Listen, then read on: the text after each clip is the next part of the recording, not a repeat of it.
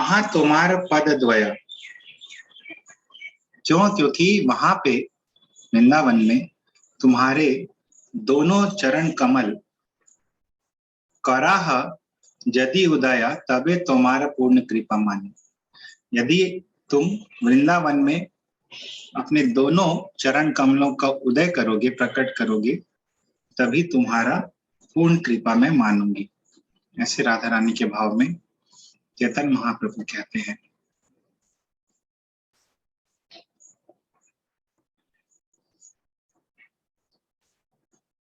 तो यहाँ पे प्रभुपाद बताते हैं कि साधारण लोगों की चेतना कैसी रहती है। अनुकूल, भौतिक रूप से अनुकूल व्यक्तियों को अनुकूल वस्तुओं को स्वीकार करना और भौतिक रूप से प्रतिकूल वस्तुओं का त्याग करना, ये चेतना रहती है। लेकिन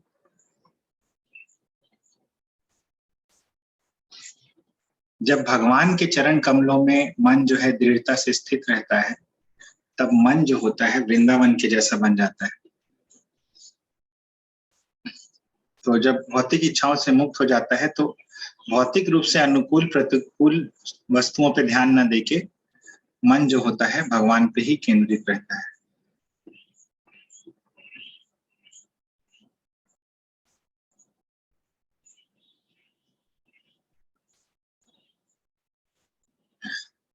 नेक्स्ट श्लोक पे चलते हैं।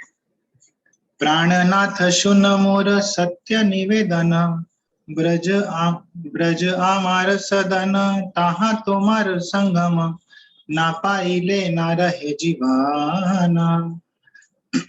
तो महाप्रभु ही कहते हैं ये, प्राणनाथ सुन मोर सत्य निवेदन। हे प्राणनाथ, सुन मोर, सुनिए मेरा सत्य निवेदन, मेरी प्रार्थना सुनिए। ब्रज आमार सदन,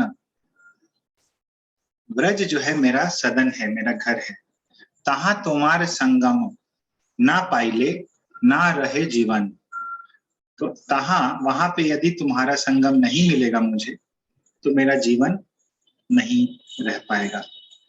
ये महाप्रभु बताते हैं, राधा रानी के भाव में ये बोलते हैं। तो प्रभुपाद यहाँ पे बताते हैं कि मन को कुछ ना कुछ चाहिए। मन का 3 काम रहता है, थिंकिंग, फीलिंग एंड विलिंग। तो सोचना, अनुभव करना और कुछ ना कुछ चाहना, थिंकिंग, फीलिंग और विलिंग। यदि ये 3 कार्यों में से कोई भी कार्य वो भौतिक चीजों के लिए करता है, अगर भगवान की भक्ति नहीं रहती है, उसमें भौतिक चीजों के लिए करता है, तो इन्हीं से उनका मन जो है भरा हुआ रहेगा। लेकिन भगवान की सेवा करने की इच्छा से भरा हुआ रहेगा तो फिर भौतिक क्रियाकलाप जो है मन से निकल जाएंगे। तो प्रभुपाद बताते हैं कि कृष्ण के बिना मनुष्य रह नहीं सकता, जिस तरह वह अपने मन के किसी मनोरंजन के बिना नहीं रह सकता।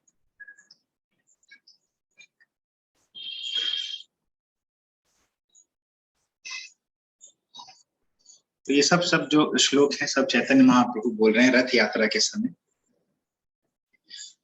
पूर्वे उद्धव द्वारे एबे साक्षात आमारे, जोग ज्ञाने कहिला उपाय, तुमि विदग्ध कृपा माया जाना हमार हृदय, मोरे छे कहिते न जुयाया। तो पूर्वे उद्धव द्वारे एबे साक्षात हमारे, जोग ज्ञाने कहिला। पूर्वे यानी पहले उद्धव के द्वारा, और अब साक्षात हमारे, मुझे आपने क्या किया, योग ज्ञाने कहिला। योग और ज्ञान मार्ग जो है वो आपने बतलाया। तुमी विदग्ध कृपा माया जाना हा आमार हृदय, कि तुम जो विदग्ध हो, बहुत ही चतुर हो और कृपामय भी हो।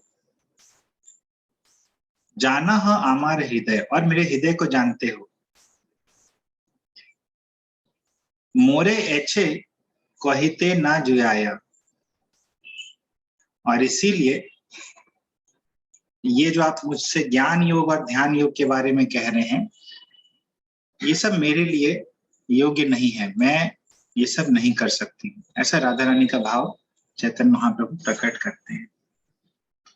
तो ये उद्धव जब आए थे वृंदावन, तो गोपी लोगों को वो ध्यान योग बोले, भगवान पे ध्यान करना चाहिए, भगवान के बारे में जानना चाहिए, ज्ञान योग होना चाहिए, इस तरह से ज्ञान की बातें कह रहे थे उद्धव। लेकिन गोपियों की बात सुनकर वो लोग, उद्धव जो हैं, वो बिल्कुल आश्चर्यचकित रह गए, और उन्होंने फाइनली ये स्वीकार किया कि गोपियों की भक्ति कहीं आगे है, और इसीलिए उन्होंने व्रज में गुलमलता बनने की इच्छा की, और जिससे गोपियों का संग उन्हें प्राप्त होते रहे।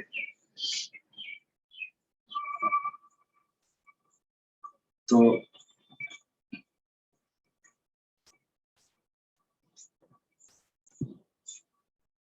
नेक्स्ट श्लोक पे चलते हैं। तो ये सब रथ यात्रा के समय महाप्रभु अपने भावों को, क्योंकि राधा भाव में थे, राधा रानी का 2 चीज अंगीकार किए थे महाप्रभु। कौन कौन से 2 चीजें?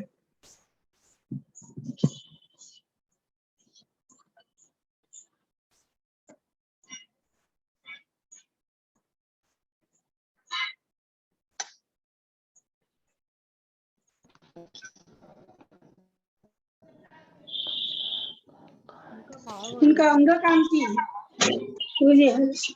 और उनका माधुर्य प्रेम जो है। हाँ, कौन सा वर्ड आया था? हाँ, कौन सा शब्द आया था जो ये चीज बता रहा है महाप्रभु के लिए?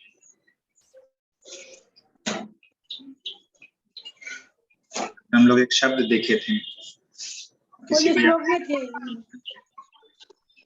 राधा भाव द्युति सुवलितम। हाँ।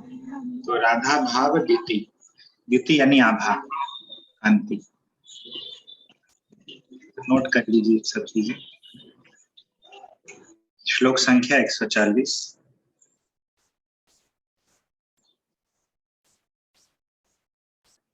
चित्त काढ़ी तो महते, विषय चाही लगाइते, जत्न करी नारी काढ़ी बारे, तारे ध्यान शिक्षा करह लोक हसाया मारा, स्थाना स्थान ना कर विचारे।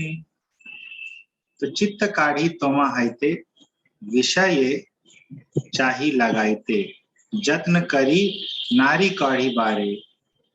महाप्रभु राधा रानी के भाव में बोलते हैं कि चित्त काढ़ी तोमा हैते, तुमसे अपना चित्त हटाकर विषय चाही लगाइते, मैं विषयों में लगाना चाहती हूँ, भौतिक कार्यों में लगाना चाहती हूँ। यत्न करी, मैं यत्न करती हूँ, नारी काढ़ी बारे, लेकिन मैं ऐसा कर नहीं पाती हूँ। तारे ध्यान शिक्षा का रहा, लोक हसाइया मारा। तो ये जो उपदेश है जो उद्धव जी देते हैं और स्वयं अभी आप दे रहे हैं कि तारे ध्यान शिक्षा का रहा, कि मेरा ध्यान करो, ये शिक्षा आप मुझे देते हैं, तो लोक हसाइया मारा, ऐसा प्रतीत होता है कि ये हास्यापद है। तो क्यों? क्योंकि मेरा तो ध्यान आपसे मैं हटा के भौतिक चीजों में लगाना चाहती हूँ, तो नहीं लगा पाती हूँ। तो ये शिक्षा कि मुझ पे ध्यान करो, ये बिल्कुल हास्यापद है, ये हंसने वाली बात हो जाती है। स्थान अस्थान ना कर विचारे, तो ये अच्छा बात, इस तरह से आप मुझे मार रहे हैं, इस तरह के हास्यापद बातें कहकर हंसाइया मारा, और स्थान अस्थान ना कर विचारे। तो आप देख नहीं रहे हैं कि क्या स्थान है, क्या उचित है, क्या अनुचित है, और आप मुझे ये सब बातें क्यों बतला रहे हैं? मेरा चित्त तो आपसे चाह के भी नहीं हटता है और आप बोल रहे हैं कि चित्त मुझ में लगाओ। तो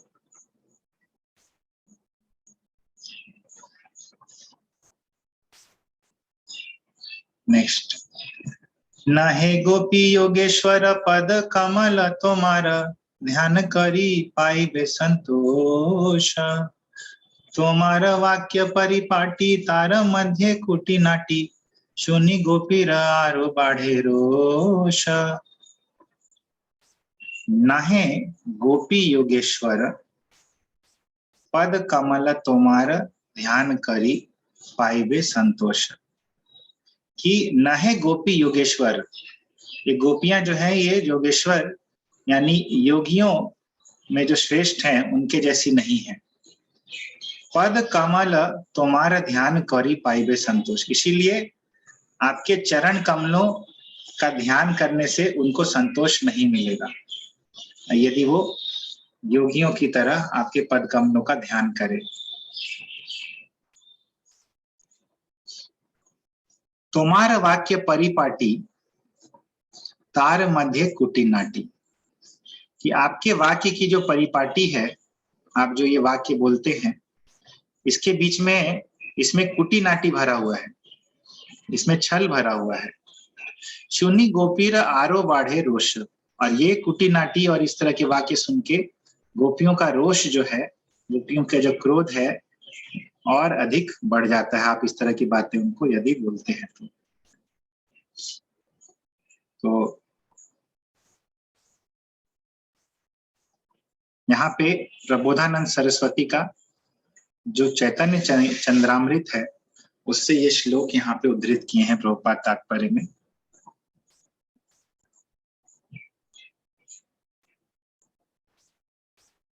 तो ये भी शार्दुल विक्रीडित छंद में है जो कल हम लोग देखे थे।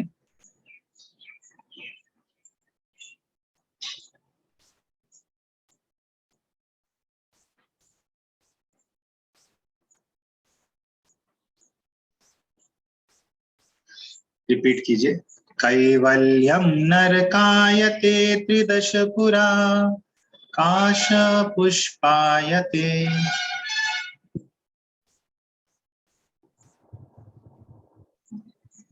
दुर्दांतेन्द्रिय काल सर्प पटली, क्रोधघात दंष्ट्रायते।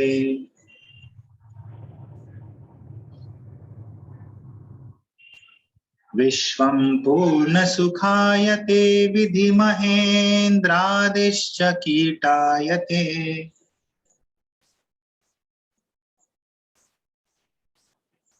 यत्कारुण्य कटाक्ष वैभवतां, तं गौरमेव स्तुमः।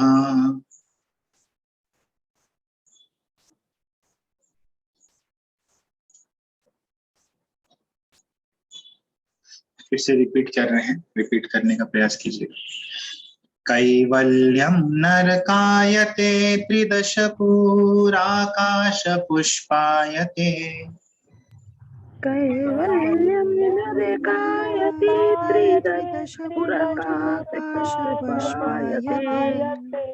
दुर्दांतेन्द्रिय काल सर्प पटली, क्रोधघात दंष्ट्रायते। दुर्दान्तेन्द्रिय काल सर्प पटली, क्रोधघात दंष्ट्रायते। विश्वं पूर्ण सुखायते विधि महेन्द्राद्रिश्च कीटायते। विश्वं पूर्ण सुखायते विधि महेन्द्रादिश्च यत्कारुण्य कटाक्ष वैभवतां, तं गौरमेव स्तुमः। यत्कारुण्य कटाक्ष वैभवतां, तं गौरमेव स्तुमः। इससे एक बार, बहुत इंपॉर्टेंट श्लोक है। कैवल्यम नरकायते हम लोग बस देखे थे, यहाँ पे पूरा श्लोक प्रभुपाद उद्धृत किए हैं। कैवल्यम नरकायते त्रिदश पुराकाश पुष्पायते। कैवल्यं नरकायते त्रिदश पुराकाश पुष्पायते। दुर्दान्तेन्द्रिय काल सर्प पटली प्रोत्खात दंष्ट्रायते। दुर्दान्तेन्द्रियकालसर्पपटली प्रोत्खादंशायते। पूर्ण सुखायते विधि महेन्द्रादृश्य कीटायते। विश्वं पूर्णसुखायते विधि महेन्द्रादृश्य कीटायते। यत्कारुण्यकटाक्ष वैभवतां तं गौरमेव स्तुमः।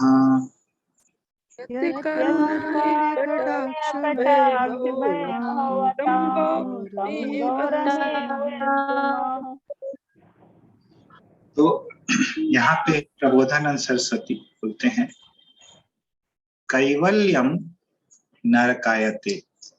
जो कैवल्य है, एकाकार जो होना है ब्रह्म ज्योति से, उसको कैवल्य कहते हैं। नरकायते, ये नरक जैसा लगता है। और त्रिदश पूर आकाश पुष्पायते। तो त्रिदश पूर आकाश पुष्पायते। आकाश पुष्प होता है। आकाश में कभी किसी ने पुष्प देखा है?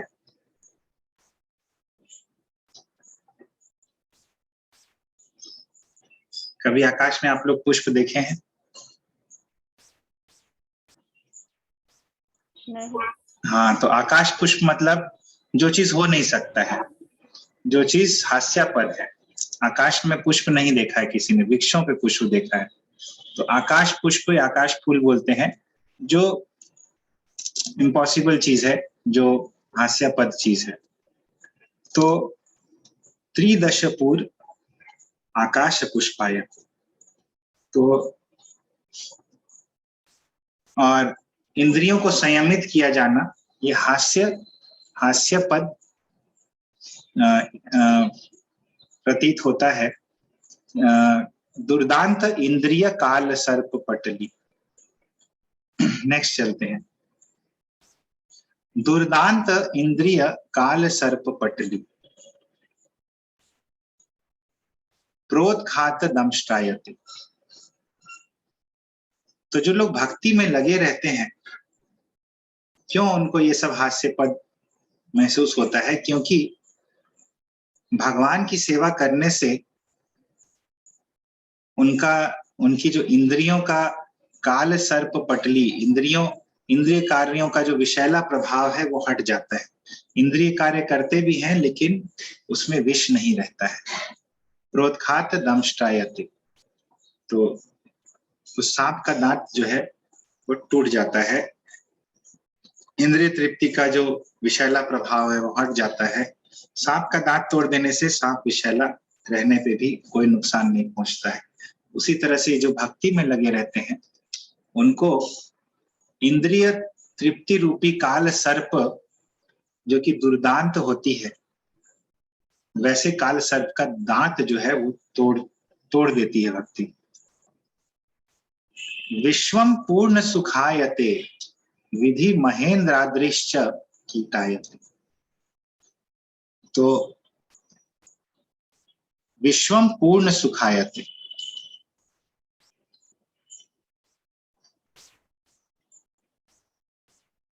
जो पूर्ण सुख होता है, स्वर्ग आदि की संभावना जो होती है,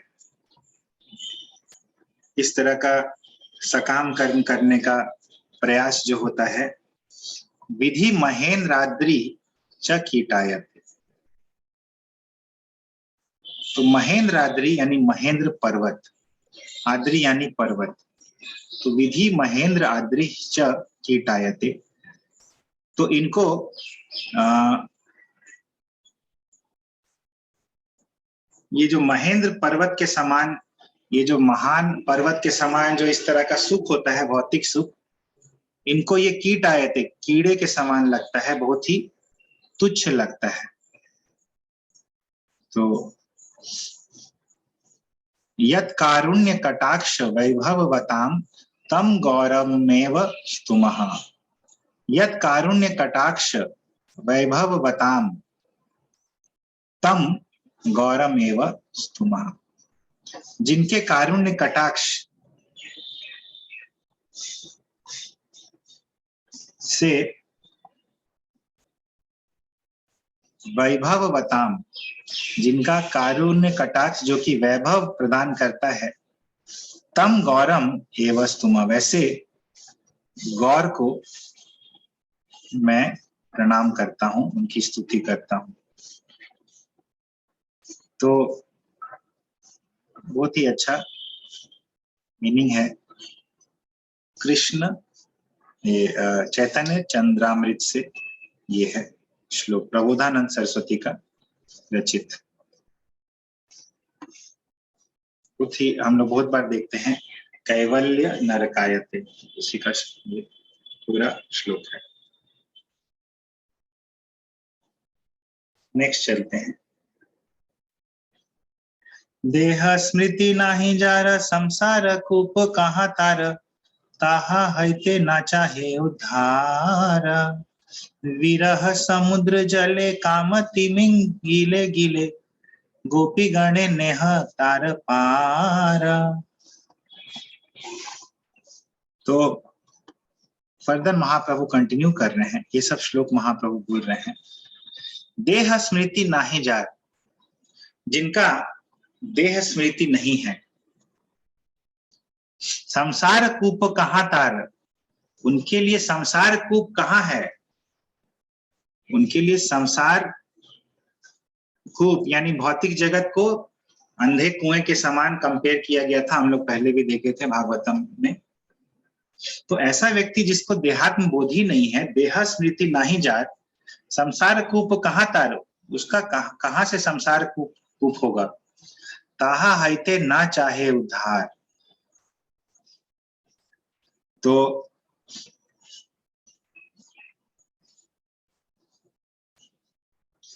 ताहा हाइते ना चाहे उद्धार।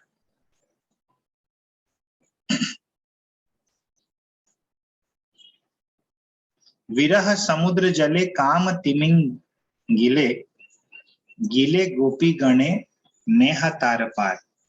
विरह समुद्र जल, विरह रूपी समुद्र के जल में काम तिमिंग गिले, काम रूपी तिमिंगल, तिमिंगिल जो होती है वो एक बहुत ही बड़ी मछली होती है, वेल से भी कई गुना बड़ी, और शास्त्रों में ऐसे मछली का वर्णन है, तिमिंगिल। तो काम तिमिंगिल, विरह समुद्र में जो काम तिमिंगिल है, गीले गोपी गणे, वो गोपियों को निगल जा रही है, नेहा तार पार। तो आप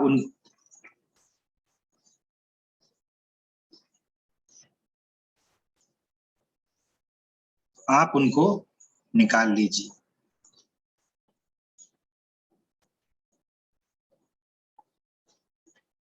तो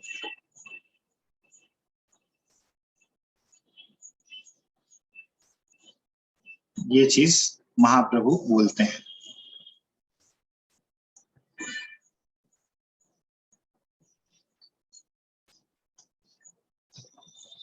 आगे चलते हैं हम लोग।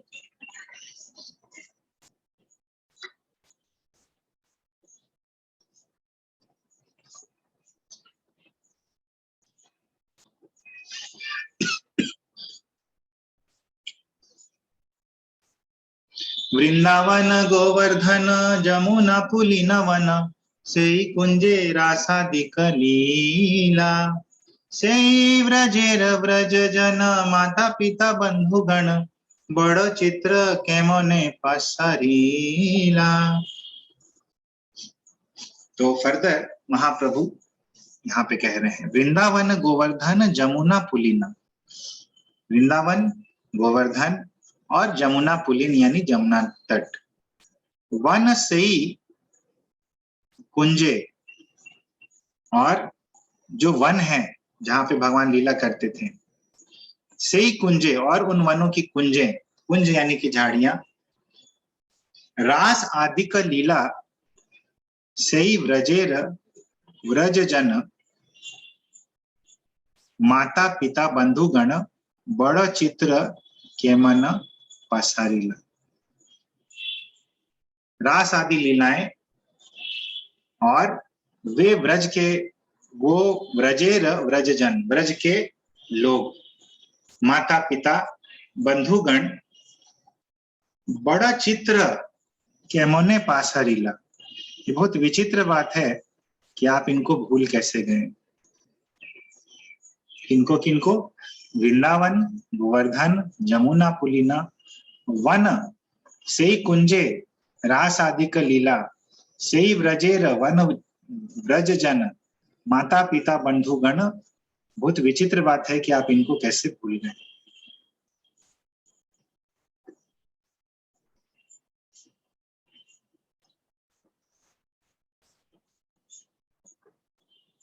विदग्ध मृदु सद्गुण सुशील स्निग्ध करुण, तुमी तोमार नाही दोषा भाषा, तबे जे तोमार मन नाही स्मरे ब्रज जन, से आमार दुर्दैव विलास। तो देखिए किस तरह से महाप्रभु प्रार्थनाएं कर रहे हैं। बहुत ही उच्च धरातल पे है भक्ति के, राधा रानी का भाव है, सामान्य लोगों के समझ से परे है। तो विदग्ध मृदु सद्गुण सुशील स्निग्ध करुण, ये सब क्वालिटी बताते हैं भगवान की। कौन? महाप्रभु राधा रानी के भाव में कि हे कृष्ण आप विदग्ध हैं, बहुत ही सुसंस्कृत हैं, चतुर हैं, मृदु हैं, मीठा बोलते हैं, सद्गुणों से युक्त हैं, सुशील हैं, स्निग्ध हैं, आपका हृदय कोमल है, करुण है। तुमी तोमार नाही दोषाभास, कि आप में कोई तोमार नाही दोषाभास, आप में कुछ भी दोषाभास नहीं है, दोष का आभास मात्र भी नहीं है। तबे जे तोमार मन नाही स्मरे व्रज जन, से हमार दुर्दैव विलास। तबे जे तोमार मन, तब भी तुम्हारा ये जो मन है, नाही स्मरे व्रज जन, व्रज जनों का, वृंदावन के लोगों का स्मरण नहीं करता है। से हमार दुर्दैव विलास, वो मेरा दुर्दैव है, मेरा दुर्भाग्य है कि ऐसा हो रहा है, क्योंकि आप में कोई दोष मात्र भी नहीं है, दोष का लेश मात्र भी नहीं है, फिर भी आप इन सब का स्मरण नहीं कर रहे हैं। ये मेरा दुर्दैव है। दुर्दैव मित्र शनिहा जनिनार, ये दुर्दैव शब्द यहाँ भी यूज हुआ है। न गणी आपन दुख देखी व्रजेश्वरी मुख, व्रज जने हृदय विदारे। किबा मार व्रजवासी, किबा जियाओ व्रजयासी, के न जियाओ दुख साही बारे। तो न गणी आपन दुख, मैं अपने दुख की परवाह नहीं करती हूँ। देखी व्रजेश्वरी मुख, व्रजेश्वरी कौन है? यशोदा मैया। लेकिन व्रजेश्वरी का मुख देखकर व्रज जनेर हृदय विदरे, व्रज जनों का हृदय जो है वो फट जाता है। कीबा मारा व्रजवासी, क्या आप व्रजवासियों को मार देना चाहते हैं? कीबा जियाओ व्रजयासी,